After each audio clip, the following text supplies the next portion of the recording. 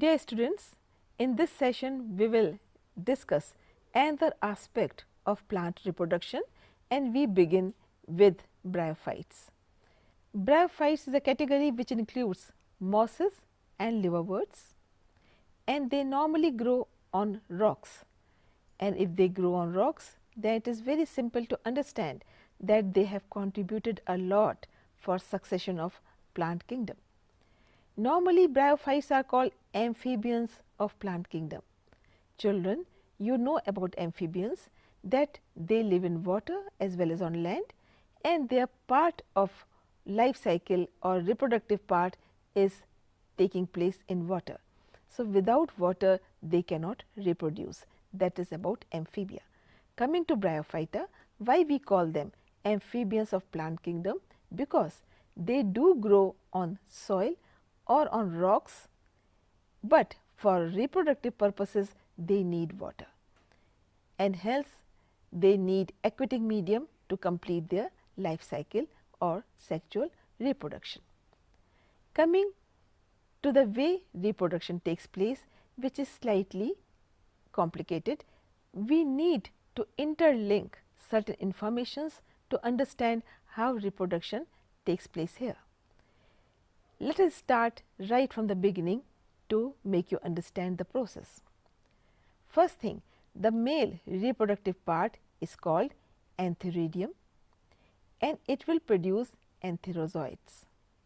The female sex organ in this case is called archegonium and it will produce one single egg. The antherozoites which are produced are normally biflagellate. This is one part. Now, bryophytes are found on rocks and these sex organs are there on the plant, which is not very much differentiated, but yes, it has sex organs. Now, these antherozoites move through water and reach the egg and fertilize it. Before I go into further details, let me tell you this particular structure of bryophyte is gametophyte, which is having antheridium and archegonium, which is producing antherozoites and egg, and this is gametophytic structure, or we call it gametophyte, and it is haploid in nature. Please pay attention to the word haploid, half the number of chromosomes, and that is why we call it gametophyte, and it is going to produce gametes. That is also why we call it gametophyte.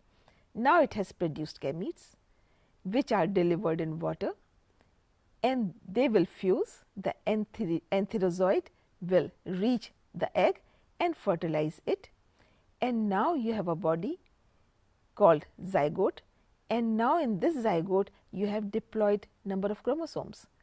Because gametophyte was haploid, it produced haploid gametes, two gametes fused, produced zygote, and now it is diploid in nature. This zygote will undergo normal mitotic division to produce sporophyte.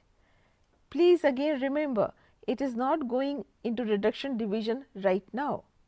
So, sporophyte is produced which lives on gametophyte because gametophyte is photosynthetic. So, this sporophyte gets food through gametophyte. Now, this sporophyte, some of the cells will undergo meiosis and produce haploid cells. These haploid cells will grow and produce gametophyte. So, this is the cycle of bryophytes, which is little complicated, but we have to interlink the informations to understand, which is slightly different from other plants, from other animals as well. So, gametophyte is the basic structure which bears reproductive structures like antherozoites, produces antherozoites and produces egg through archegonium, and they fuse and produce zygote which will develop into sporophyte. Sporophyte is diploid. This will undergo meiosis, produce haploid cells which will grow into gametophyte, again will have sex organs like antheridium and archegonium. So, that is about bryophyte, and as I have told you already, the good examples are mosses and liverworts, and you can see mosses growing very easily on rocks near the water bodies and quite green in color. Next category where we are discussing now is pteridophytes, and pteridophytes, a good example is horsetail or fern. You all have heard about fern. You have seen also fern around your house in your school. Now, this particular category of plants called pteridophytes, they grow on soil. They are terrestrial in nature majorly, and also sometimes are medicinal, are used for medicinal purposes. When I say terrestrial, then one more point comes into picture, and that is that they have well developed xylem and phloem. Children, you all have heard about these terms xylem and phloem. They help in transport of water, minerals and food material in the plant. Pteridophytes are the plants where for the first time in the story of evolution the xylem and phloem appeared. So, that is the importance of pteridophytes. Second point about reproduction here is that the main body of the plant is sporophyte. Like in previous category, you studied that it was gametophyte, but in this case the main body is sporophyte. It will produce germ cells or gametes. It has well developed root, stem, leaves like any other plant. Because the main body is sporophytic, that means it will produce spores, and once it produces spores, then naturally further development will take place. Now, for producing spores, there will be sporangium on the body of the plant. You have seen cone bearing plant. In fact, they also come into this category. So, sporangium will produce spores which are present in the cones. So, you can see one fern in this particular slide. There is sporophyte, strobilus, cones and finally the spores. Now, when these spores develop, the multicellular body which they produce is now the gametophyte. That means sporophyte was the main body and it produced gametophyte. So, that is again the alternation of generation.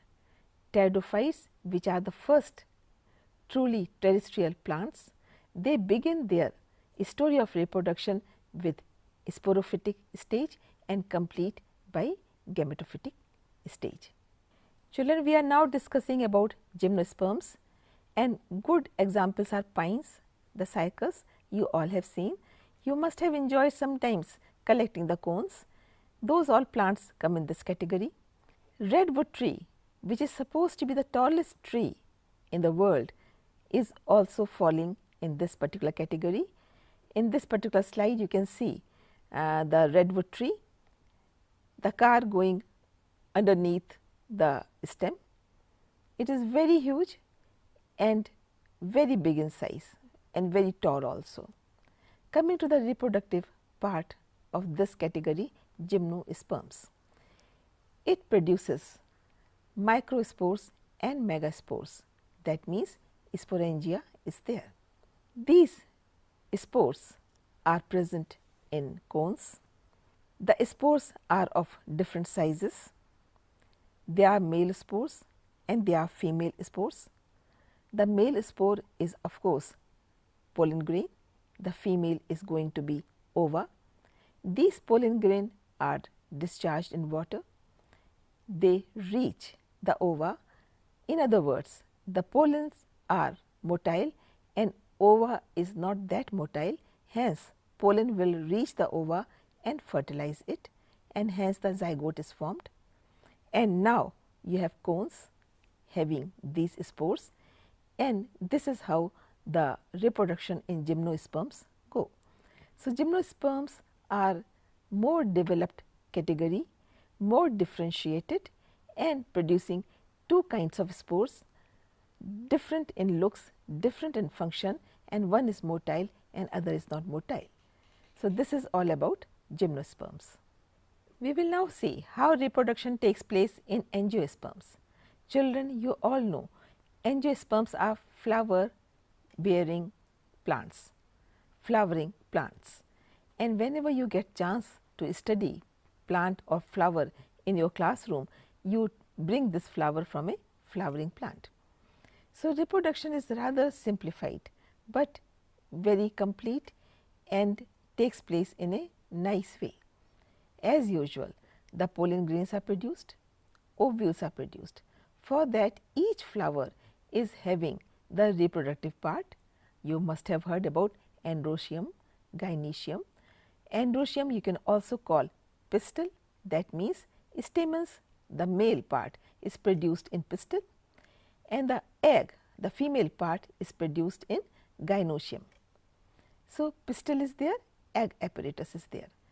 The pollination can be self pollination or cross pollination depending upon about which tree or which flower we are talking about. So, all the flowering plants, whatever you can see, fall into this category. So, pollen grains and ovules are within the flower. The main thing to note that ovule is within the ovary or within the fruit.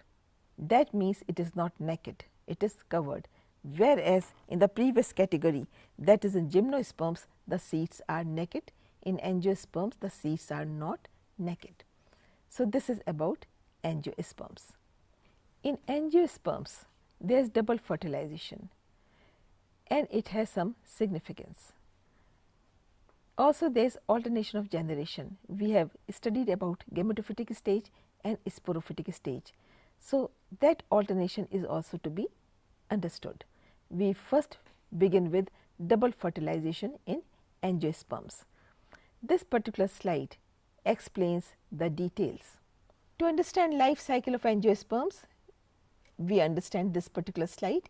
You can see mature flower on sporophyte on the plant, and this will be 2N, that means diploid. Then anther will produce microspores and ovule will produce ovary. Now, this production took place because of meiosis. It has become haploid from diploid. So, it was 2N and now it is N. In other words, pollen grain is N and also ovule is N. Now, this pollen grain will reach on stigma. It will finally do the fertilization by making pollen tube. It will reach up to egg, and once fertilization takes place, you can see the zygote is formed, that is again 2N, and now embryo which is developing definitely will be 2N. It has embryo, it has food supply, it has seed coat, and when this seed germinates, then it produces the mature flower or mature plant again. So, you can see the life cycle of angiosperm. It started with 2N, became single N, and again became double N. I will now explain to you children alternation of generation, which will mean gametophyte producing sporophyte and sporophyte producing gametophyte. Unless this is happening, the life cycle of the plant will not be complete. So, to understand gametophyte, the haploid or diploid, sporophyte, haploid or diploid, and how it is alternating, we can understand what is happening in double or alternation of generation. In this session, we have discussed about bryophytes, pteridophytes, gymnosperms and angiosperms, and also we have tried to understand concept of double fertilization and also concept of alternation of generation, including gametophytic generation and sporophytic generation. With this, we come to the end of this session. Thank you.